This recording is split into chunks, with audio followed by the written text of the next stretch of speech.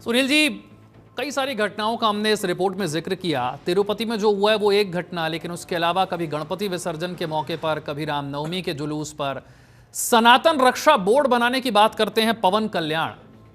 शुरुआत हम तिरुपति से ही कर लेते हैं।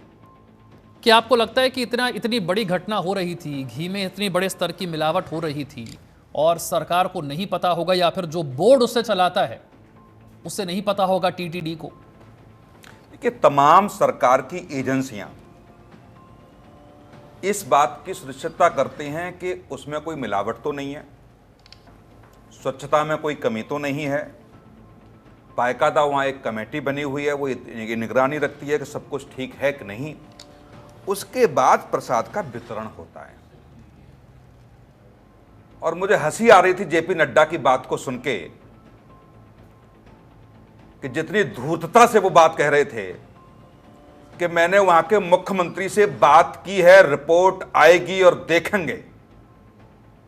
हिंदुत्व की कसम खाने वाली सरकार, जहां करोड़ों करोड़ों लोगों का मन विचलित हुआ है, धर्म भ्रष्ट हुआ है, इतने बड़े मुद्दे को लेकर के भी केंद्र की सरकार इतने हल्के से ले रही है।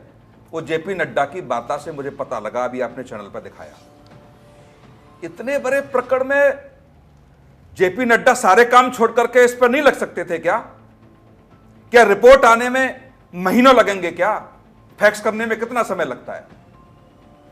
बड़ी कमेटी बनाकर के वहां भेजने में कितना समय लगता है? वहां यदि आपको राजनीति ही करनी है, हिंदुत्व के नाम पर ढोंगी करना है, तो निश्चित तौर से जो देश में हो रहा है वो काला सब होता रहेगा। जिनकी जिम्मेदारी बनती है, जैसे आपका फलाना हिंदुत्व का बोर्ड बनाए, क्या करेगा बोर्ड? जहां की सरकारें अंधी हो गई हो। आप ये देखें, फसाई किसके लिए काम करता है? उसकी एक यूनिट वह हमेशा तैनात रहती है और इस बात को सुनिश्चित करती है कि प्रसाद का वितरण ठीक है कि नहीं, मानक के अनुसार है कि नहीं। और आप कह रहे हैं कि मुख्यमंत्री से मैंने रिपोर्ट मंगाई है और उसको मैं देखूंगा। इतनी धूर्तता से आप बातें कर सकते हैं हिंदुत्व के मुद्दे की कस्में खाने वाली पार्टी के स्वास्थ्य मंत्री, तो मुझे लगता है कि चुल्लू भर पानी में डूब के मर जाना चाहिए जेपी नड्डा को। तमाम लोगों को मैंने रोते बिलखते देखा है जो बरसों वर्ष से लड्डू खा रहे हैं। अयोध्या जैसे भव्य कार्यक्रम में लाखों लाख लड्डू आए और एक भारतीय जनता पार्टी के माध्यम से प्रसाद वितरण का कार्यक्रम रखा गया कि घर घर में प्रसाद जाएगा। शर्म नहीं आती भारतीय जनता पार्टी की सरकार को?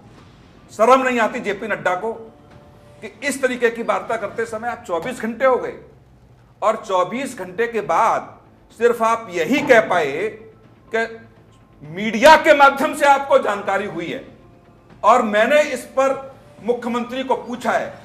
यदि आपके इतने सूत्र ही खत्म हो गए कि मीडिया के माध्यम से यदि आपको खबरें मिल रही हैं इस देश में क्या हो रहा है, तो मुझे लगता है जेपी नड्डा, तुम्हारी इस भारत सरकार में कोई जरूरत नहीं है। इस्तीफा देख के घर बैठिए।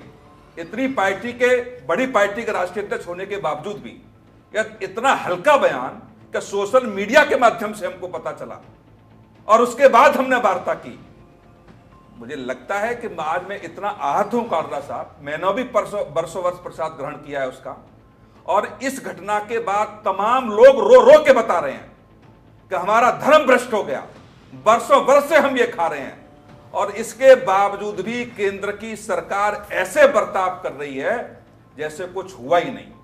जी कालरा साहब। अनिल गोयल जी। सर, न सिर्फ लोगों को बांटने के लिए, बल्कि भगवान को भोग लगाने के लिए भी यही लड्डू इस्तेमाल होते थे। जरा सोच कर देखिए क्या हो रहा था ये। विशाल जी, सही बात तो ये है, बिल्कुल शर्मनाक घटना है, बहुत घोर लापरवाही है और निश्चित तौर पर जिन लोगों ने ऐसा करा है उनके खिलाफ एक्शन भी होना चाहिए, इसकी सीबीआई जांच भी होनी चाहिए और दोषी पाए जाने वालों को जो है वो निश्चित तौर पर मिलावट के साथ साथ में आस्था के साथ जो खिलवाड़ हुआ है उसको ध्यान में रखते हुए जो भी सख्त सख्त सजा हो वो मिलनी चाहिए और सजा वो मिलनी चाहिए जिससे कि बाकी लोगों को भी इस बात का असर हो कि गलत काम करने की सजा क्या हो। एक तो आस्था का मामला तो है ही, ये बहुत बड़ी आस्था है और निश्चित तौर पर हमारा पूरा हिंदू समाज इस बात से विचलित है। इसके अंदर कहीं से कहीं तक भी दो राय नहीं है। इससे सशक्त सेहत के साथ भी खिलवाड़ है, आस्था के साथ भी खिलवाड़ है, सेहत के साथ भी खिलवाड़ है। ये बर्दाश्त से बाहर और निश्चित तौर पर ये कहीं ना कहीं कोई बड़ी साजिश हो सकती है।